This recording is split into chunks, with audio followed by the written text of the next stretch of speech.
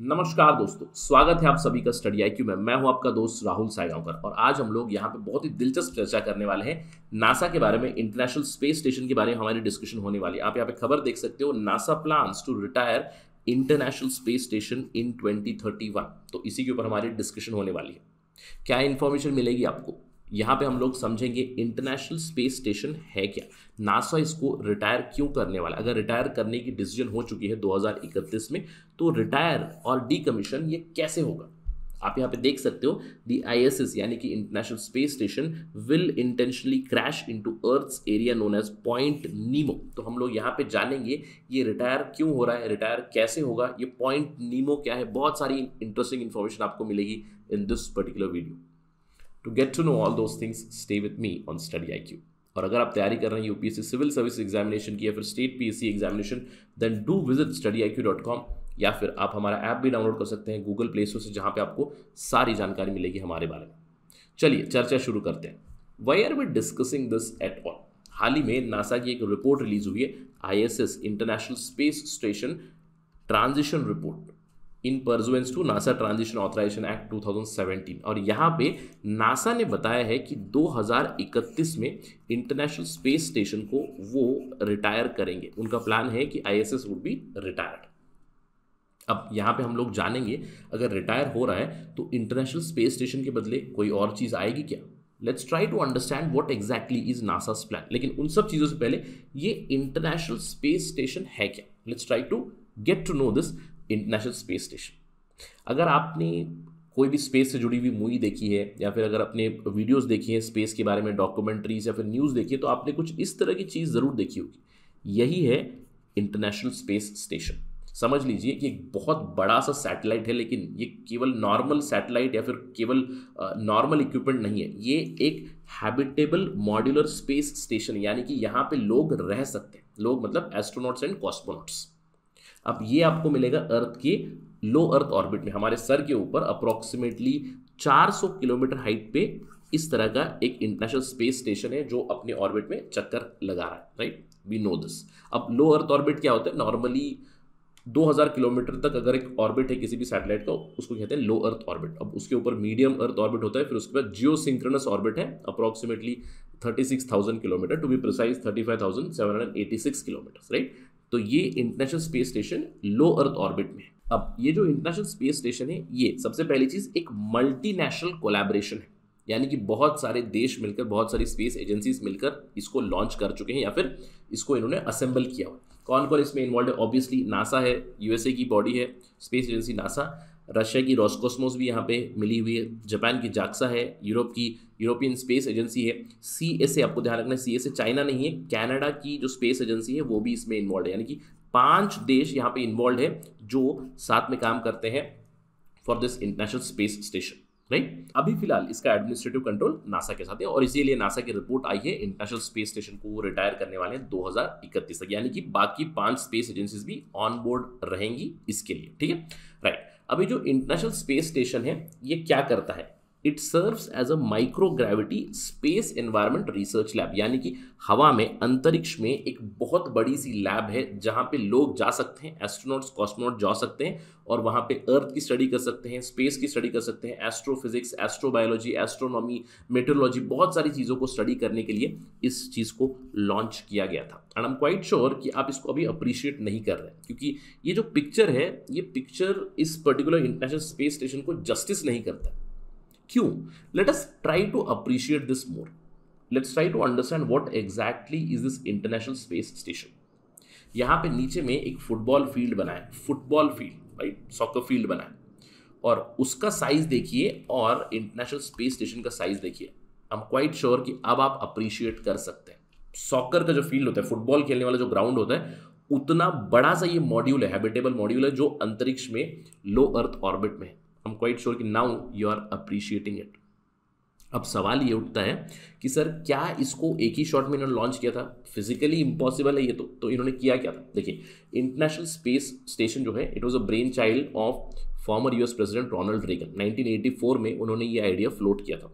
उसके बाद 1998 में शुरुआत हुई इस चीज़ की। 1998 में इसका पहला पीस, एक कंट्रोल मॉड्यूल लॉन्च किया गया और ये रशिया के रॉकेट पे इसको भेजा गया और उसके बाद धीरे धीरे धीरे चीज़ों को इसके साथ असेंबल किया गया, यानी कि मल्टीपल लॉन्चेस के बाद इतनी बड़ी सी चीज़ बनी है। ठीक है, जैसे ही 1988 में पहला कंट्रोल मॉड्यूल लॉन्च हुआ था, उसके बाद 2 हफ्ते के बीच यूएसएस एंडेवो स्पेस शटल इसका कंट्रोल मॉड्यूल ले गया, इसको it was called unity node, और अगले 2 सालों में धीरे धीरे धीरे इसकी चीज़ों को कैरी किया गया, क्रू भी वहाँ पे गया और उसको फिट किया गया। फाइनली नवंबर 2000 को यहाँ पे पहला क्रू चला गया, क्रू मतलब एस्ट्रोनॉट्स और कॉस्मोनॉट्स वहाँ पे चले गए, और तब से अभी तक बहुत से एस्ट्रोनॉट्स कॉस्मोनॉट्स वहाँ पे रह चुके हैं। अभी भी जब हम लोग बात कर रहे हैं, इंटरनेशनल स्पेस स्टेशन जो हमारे सर पे है 400 किलोमीटर ऊपर, वहाँ पे अभी भी लोग हैं, स्टडी कर रहे हैं। ठीक है, अब इसने क्या अचीव किया है, what has it achieved since 2000, almost 22 साल होने को आ गए इसको। पिछले 22 सालों में 200 से भी ज़्यादा एस्ट्रोनॉट्स और कॉस्मोनॉट्स 19 डिफरेंट कंट्री से यहाँ पे रह चुके हैं। There has been human presence in the last 22 years in space. ये जो मॉड्यूल है, 6 जो क्रू होती है, 6 एस्ट्रोनॉट्स या फिर कॉस्मोनॉट्स वहाँ पे रह सकते हैं। इसके अलावा विजिटर्स भी रह सकते हैं। ये कहा जाता है कि 8 इज़ द कैपेसिटी, 6+2 विजिटर्स। ठीक है, अब 2000 से अभी तक इसने बहुत सारी चीज़ें अचीव की है, बहुत सारे एक्सपेरिमेंट्स यहाँ पे कैरी हुए हैं। प्रोमिनेंट है रिसेंट टाइम से 2018 में नासा का कोल्ड एटम लैब, ये पहला फैसिलिटी बना जहाँ पे इन्होंने 5th स्टेट ऑफ मैटर बनाया, राइट। सॉलिड है, लिक्विड है, गैस है, प्लाज्मा है, 5th state of matter Bose Einstein condensate इन्होंने स्पेस में बनाया। इसके अलावा 2016 में एस्ट्रोनॉट्स यहाँ पे DNA sequence, they were able to sequence DNA for the first time in space 2016 में। इसके अलावा वहाँ पे advance water filtration, purification systems को टेस्ट किया गया है, क्रॉप प्रोडक्शन को टेस्ट किया गया है स्पेस पे। तो बहुत सारी रिसर्च हुई, जैसे कि मैंने आपको बताया, एस्ट्रोबायोलॉजी में, एस्ट्रोफिजिक्स में, एस्ट्रोनॉमी में, मेट्रोलॉजी में, बहुत सी चीज़ें यहाँ पे रिसर्च हुई है, और 200 से भी ज़्यादा एस्ट्रोनॉट्स बहुत सारे देशों से यहाँ पे ऑलरेडी रह चुके हैं, अभी भी दे आर देयर, राइट। अब सवाल ये उठता है कि नासा इसको रिटायर क्यों करना चाहता है। देखिए, टेक्निकली जब इंटरनेशनल स्पेस स्टेशन शुरू हुआ था 2000 में, उसके बाद उसकी ऑपरेशन बताई गई थी फॉर 15 ईयर्स, लेकिन 2014 में नासा ने इसका टेन्योर फिर से 10 साल के लिए एक्सटेंड किया था। टेक्निकली 2024 तक ये रहने वाला था, लेकिन अभी उनकी जो एस्टिमेशन रिपोर्ट आई है वहाँ पे 2031 तक इसको एक्सटेंड किया जाएगा, 2031 में इसको रिटायर कर दिया जाएगा। जनवरी 2013 में this ISS would be retired. इसकी री एंट्री होगी अर्थ में, क्योंकि बहुत बड़ा सा ये मॉड्यूल है, क्योंकि इस मॉड्यूल को ऐसे ही छोड़ नहीं सकते, स्पेस डेब्री बन जाएगा, बहुत ही नुकसान हो सकता है स्पेस में। तो इसको क्या किया जाएगा, धीरे धीरे से इसका ऑल्टीट्यूड कम किया जाएगा। यहाँ पे आप देख सकते हो ऑल्टीट्यूड इन किलोमीटर्स, तो इसका ऑल्टीट्यूड कम करके इवेंचुअली इसको पैसिफिक ओशन में गिराया जाएगा जनवरी 2021 में, और वहाँ पे उस लोकेशन का नाम है Point Nemo. It is called as South Pacific oceanic uninhabited area, Point Nemo. इस पॉइंट नीमो पे जाकर इंटरनेशनल स्पेस स्टेशन को गिराया जाएगा, जहाँ पे कोई नहीं रहता है, राइट। तो इसकी अभी उम्र हो चली, यानी कि जो भी इसका लाइफ स्पैन था वो खत्म हो चुका है, 2031 में इसको रिटायर कर दिया जाएगा। अब आपके दिमाग में एक सवाल जरूर आ रहा होगा कि सर अगर ISS रिटायर हो गया तो वहाँ पे कुछ और भी तो चाहिए हमें रिसर्च करने के लिए, स्पेस की स्टडी करने के लिए, यूनिवर्स की स्टडी करने के लिए। तो इसीलिए नासा ने बताया है कि we will be shifting from ISS to CLD। CLD का मतलब है कमर्शियल लियो डेस्टिनेशंस। और आपको ध्यान रखना है, अब केवल एक इंटरनेशनल स्पेस स्टेशन नहीं होगा। नासा प्लान कर रहा है प्राइवेट सेक्टर के साथ मिलकर, जैसे कि एक्सियम हो गया, स्पेसएक्स हो गया, नॉर्थरॉप हो गया, आपको वर्जिन गैलेक्टिक हो गया, ये बहुत सारी प्राइवेट कंपनीज आ चुकी है, उनके साथ कोलैबोरेशन करके वो कमर्शियल लियो डेस्टिनेशंस क्रिएट करने वाले हैं। तब ये क्या होगा, USA की सरकार, नासा और प्राइवेट सेक्टर मिलके कुछ इस तरह के डेस्टिनेशंस बनाएंगे, जहाँ पे लैबोरेटरी रिसर्च होगी, जहाँ पे फिर से एस्ट्रोनॉट्स को भेजा जा सकता है। ऑल्दो यहाँ पे ऐसा नहीं है कि 6 से 8 एस्ट्रोनॉट जा सकते हैं, छोटे छोटे कमर्शियल लियो डेस्टिनेशंस बनाए जा सकते हैं और मल्टीपल लेवल पे कोलैबोरेशन हो सकती है, ये बताया जा रहा है बाय नासा। अब इसके अलावा 2031 तो काफ़ी दूर का टाइम है। 2031 तक इंटरनेशनल स्पेस स्टेशन क्या करेगा, वो अपना खुद का काम करेगा, और अभी की रिपोर्ट में उन्होंने उसके गोल्स भी डिसाइड किए हैं अगले 1 दशक के लिए, राइट। ऑलमोस्ट 9 साल बचे हुए, तो अगले 9 साल, इनफैक्ट ये साल तो अभी शुरू हुआ है, अगले 10 सालों में वो करेंगे क्या।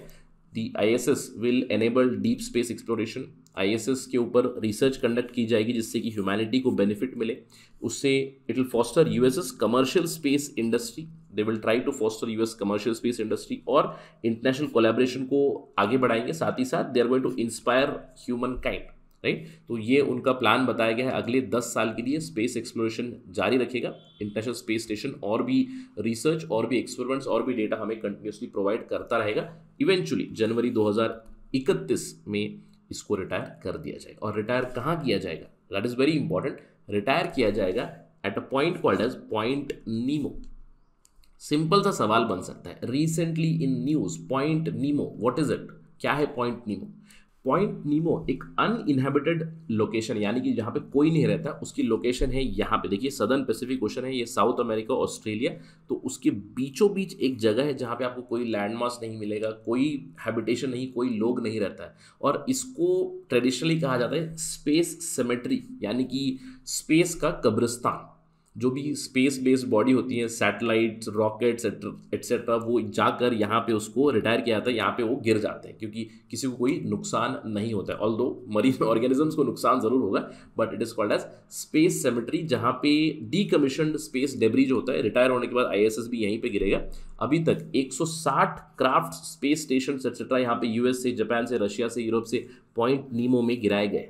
अब ये क्यों गिराए गए? पॉइंट नीमो एक ऐसी लोकेशन है जो 2700 किलोमीटर दूर है किसी भी लैंड से। क्लोजेस्ट एरिया आपको मिलेंगे ईस्टर आइलैंड, डूसी आइलैंड, जो ऑलमोस्ट 1600 माइल्स या फिर 2700 किलोमीटर दूर मिलेंगे आपको। यहाँ पे है पॉइंट नीमो, जहाँ पे इन चीज़ों को रिटायर किया जाता है। और आगे 2031 में इंटरनेशनल स्पेस स्टेशन भी यहीं पे जाके गिरेगा, जो भी उसकी बची कुछ चीज़ें रहेंगी, क्योंकि एटमॉस्फेयर में जैसे ही आएगा बर्नआउट होना शुरू हो जाएगा, जो भी रेसिड्यू रहेगा it will fall here in point Nemo, right. तो जब भी इसके ऊपर अपडेट आएगी तो will talk again about the retirement of ISS, but that is it right now in this discussion. Thank you for watching this video. जय हिंद।